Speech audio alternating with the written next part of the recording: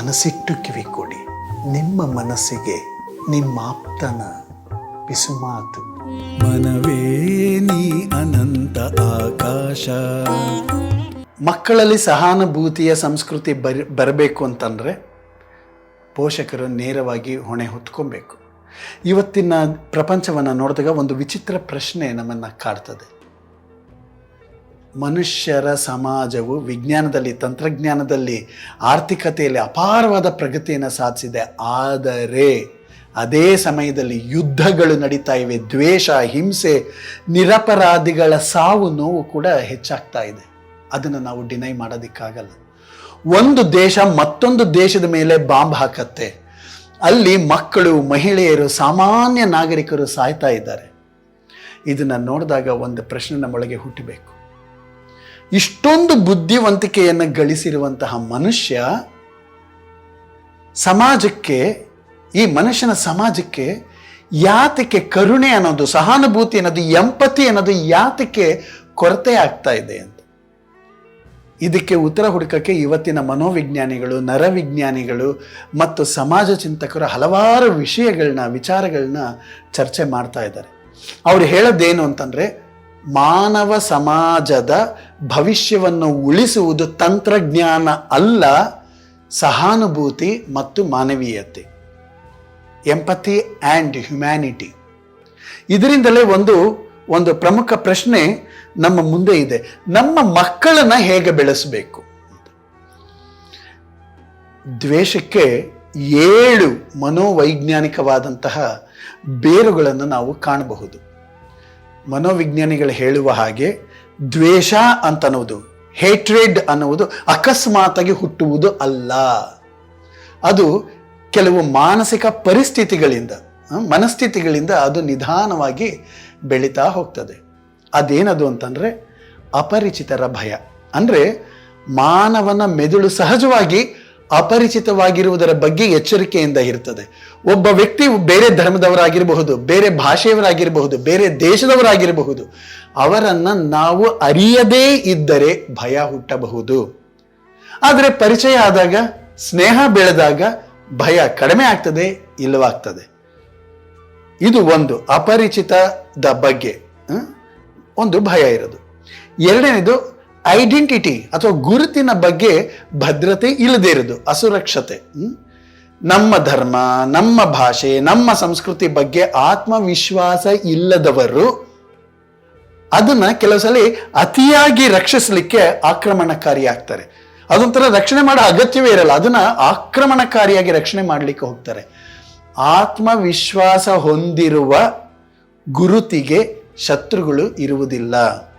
We must have confidence with our identity. ಇನ್ನು ಕೆಲವು ಸಲ ಐತಿಹಾಸಿಕ ಗಾಯಗಳಿರ್ತವೆ. ಅದೇನು ಅಂತಂದರೆ, ಕೆಲವು ಸಮಾಜಗಳು ದೀರ್ಘಕಾಲದ ಅನ್ಯಾಯ, ಅವಮಾನ, ಶೋಷಣೆಯ ನೆನಪುಗಳನ್ನು ಅವುಗಳಲ್ಲಿ ಕ್ಯಾರಿ ಮಾಡ್ತಾ ಇರ್ತವೆ. ಈ ಗಾಯಗಳು ಚಿಕಿತ್ಸೆ ಪಡಿದೇ ಇದ್ರೆ ಅದು ಜನರೇಷನ್ ಟು ಜನರೇಷನ್ ಅದು ಒಂದು ಆಂಗರ್ ಆಗಿ ಅದು ಸಾಗ್ತಾ ಹೋಗ್ತದೆ, ಪೀಳಿಗೆಯಿಂದ ಪೀಳಿಗೆಗೆ ಕೋಪವಾಗಿ ಸಾಗ್ತಾ ಹೋಗ್ತದೆ. ಮತ್ತೆ ಪ್ರಾಪಗೆಂಡಾ ಮತ್ತು ಮಿಸ್ಇನ್ಫಾರ್ಮೇಶನ್, ರಾಂಗ್ ಇನ್ಫಾರ್ಮೇಶನ್, ಒಂದು ಸಮುದಾಯದ ಬಗ್ಗೆ, ಒಂದು ದೇಶದ ಬಗ್ಗೆ ನಿರಂತರವಾಗಿ ತಪ್ಪು ಮಾತುಗಳನ್ನು ಕೇಳ್ತಾ ಇದ್ರೆ ನಿಧಾನವಾಗಿ ಅವುಗಳನ್ನು ಸತ್ಯ ಅಂತ ಕಾಣಲಿಕ್ಕೆ ಶುರು ಮಾಡ್ತಾರೆ. ಇದು ಸಮೂಹ ದ್ವೇಷವನ್ನು ಹುಟ್ಟು ಹಾಕುವ ಪ್ರಮುಖ ವಿಧಾನ ಆಗಿದೆ. ಡೆಲಿಬರೇಟ್ ಆಗಿ ಮಾಡುವಂತಹವರು ಕೂಡ ಇದ್ದಾರೆ.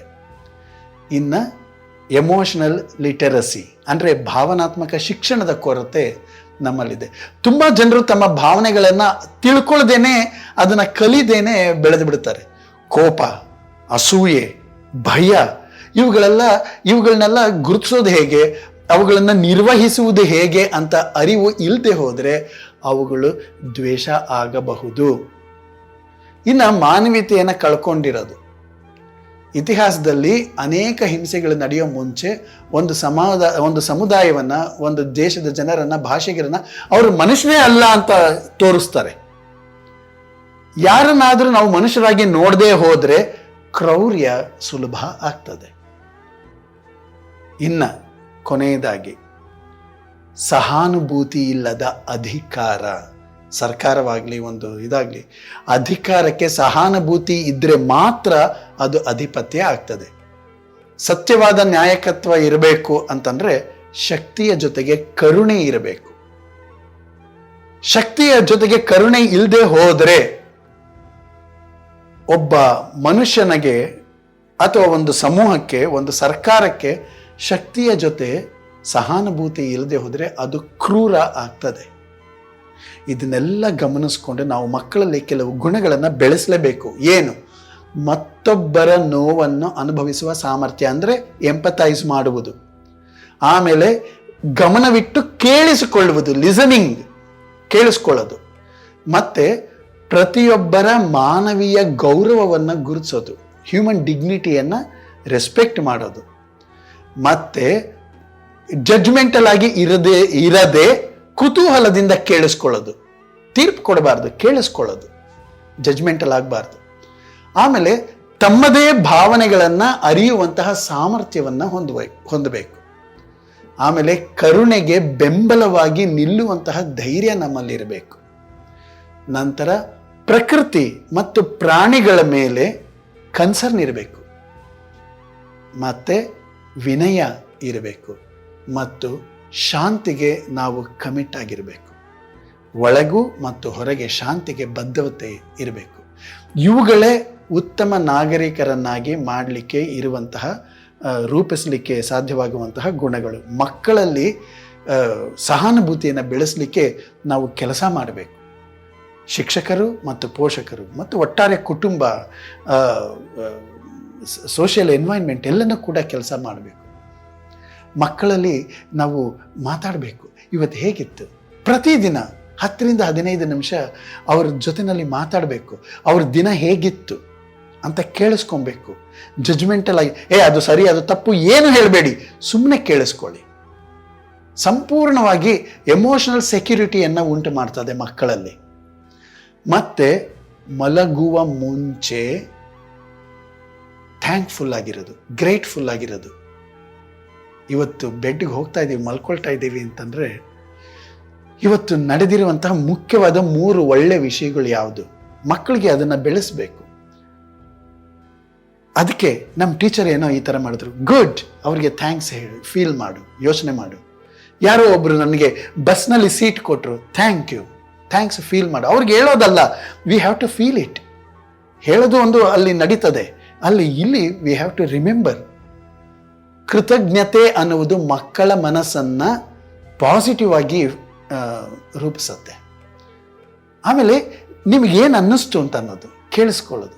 ಜಗಳ ಅಥವಾ ಸಮಸ್ಯೆ ಬಂದಾಗ ಮಕ್ಕಳನ್ನ ಕೇಳಬೇಕು, ನಿನಗೆ ಹೇಗೆ ಅನ್ನಿಸ್ತೆ, ನಿನಗೇನಂತ ಅನಿಸತ್ತೆ ಅಂತ ಅಂದ್ಬಿಟ್ಟು. ಅವಾಗ ಆ ಮಗು ಬರೀ ಕಾನ್ಫ್ಲಿಕ್ಟ್ ಅಲ್ಲ, ಅವ್ರಿಗೇನು ಅನ್ಸತ್ತೆ ಈ ವಿಷಯದ ಬಗ್ಗೆ ಅಂತ ಕೇಳಿದ್ರೆ ಸಹಾನುಭೂತಿಯ ಮೂಲಭೂತ ಕೌಶಲ್ಯವೇ ಅವ್ರಿಗೇನು ಅನ್ಸತ್ತೆ ಅನ್ನೋದನ್ನ ಕೇಳೋದು.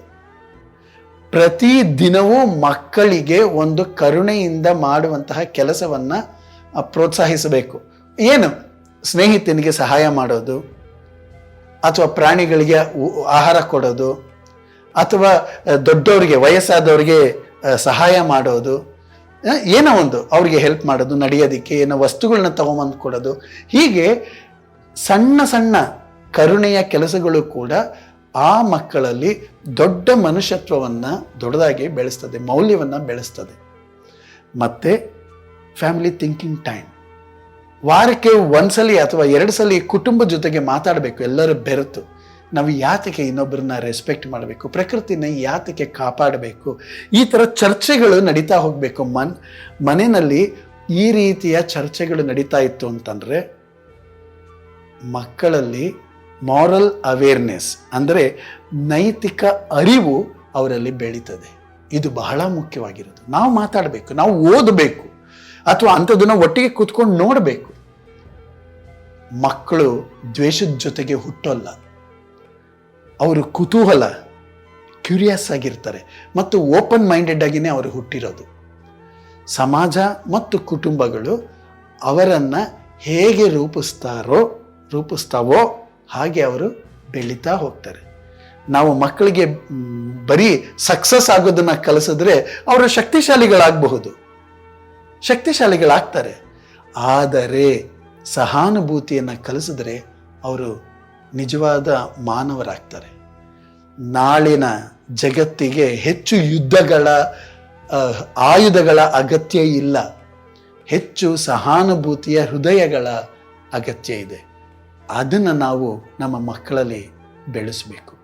ತುಂಬ ಕೆಟ್ಟದಾಗಿರುವಂತಹ ಈ ಜಗತ್ತಿನಲ್ಲಿ ನಾವಿದನ್ನು ಗಮನಿಸಬೇಕು. Thank you.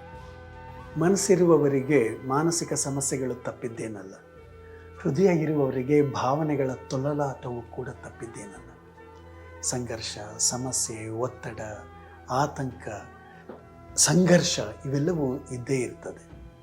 ನಿಮ್ಮಲ್ಲಿ ಯಾವುದೇ ಪ್ರಶ್ನೆಗಳಿದ್ದರೆ, ಸಂದೇಹಗಳಿದ್ದರೆ, ಸಮಸ್ಯೆಗಳಿದ್ದರೆ, ಹೇಳಿಕೊಳ್ಳಲಾಗದ, ಯಾರೊಂದಿಗೂ ಹೇಳಿಕೊಳ್ಳಲಾಗದಂತಹ ವಿಷಯಗಳು ನಿಮ್ಮನ್ನು ಕಾಡ್ತಾ ಇದ್ದರೆ ನೀವು ನಮ್ಮೊಂದಿಗೆ ಬಹಳ ಮುಕ್ತವಾಗಿ ಹಂಚ್ಕೊಳ್ಳಿ. ಹೀಗೆ ಹಂಚ್ಕೊಳ್ಳೋದ್ರಿಂದ ಏನಾಗ್ತದೆಯೋ, ಐಡೆಂಟಿಟಿ ರಿವೀಲ್ ಆಗಿ ಎಲ್ಲ ವಿಷಯಗಳು ಗೊತ್ತಾಗತ್ತೇನೋ ಅನ್ನುವಂತಹ ಭಯ ಬೇಡ. ನಿಮ್ಮ ಗೋಪ್ಯತೆಯನ್ನು ಕಾಪಾಡುವುದು, ನಿಮ್ಮ ಐಡೆಂಟಿಟಿಯನ್ನು ನಾವು ರಿವೀಲ್ ಮಾಡದೇ ಇರುವುದು ನಮ್ಮ ನೈತಿಕ ಹೊಣೆಗಾರಿಕೆ ಆಗಿರ್ತದೆ. ಹಾಗಾಗಿ ನೀವು ಈ ಕೆಳಕಂಡಂತಹ ನಂಬರ್ಗೆ ನೀವು ವಾಟ್ಸಪ್ ಮೆಸೇಜ್ ಮಾಡಬಹುದು ಅಥವಾ ವಾಯ್ಸ್ ನೋಟ್ ಕೂಡ ಕಳಿಸ್ಕೊಡ್ಬಹುದು. ಯಾರಿಗೂ ಹೇಳಿಕೊಳ್ಳಲಾಗದಂತಹ ನಿಮ್ಮ ಸಮಸ್ಯೆಗಳನ್ನು ಹೇಳ್ಕೊಳ್ಳಿ. ನಿಮ್ಮ ಬಗ್ಗೆ ಆಗಲಿ, ನಿಮ್ಮ ಸಂಬಂಧಗಳ ಬಗ್ಗೆ ಆಗಲಿ, ಅಥವಾ ನಿಮ್ಮ ಮನೆಯವರ ಮಕ್ಕಳ ಬಗ್ಗೆ ಆಗಲಿ, ಯಾವುದಾದ್ರೂ ಸರಿಯೇ. ಇದಕ್ಕೆ ಒಂದು ಯಾವುದೋ ರೀತಿಯ ಒಂದು ಮಾರ್ಗೋಪಾಯ ಇರ್ತದೆ. ಸಾಧ್ಯವೇ ಇಲ್ಲ ಅಂತ ಅನ್ನುವಾಗ ಡೆಡ್ ಎಂಡ್ ಅಂತ ಏನು ಇರೋದಿಲ್ಲ, ಬೇರೆ ಕಿಟಕಿಗಳು ತೆಗೆದಿರ್ತವೆ. Thank you.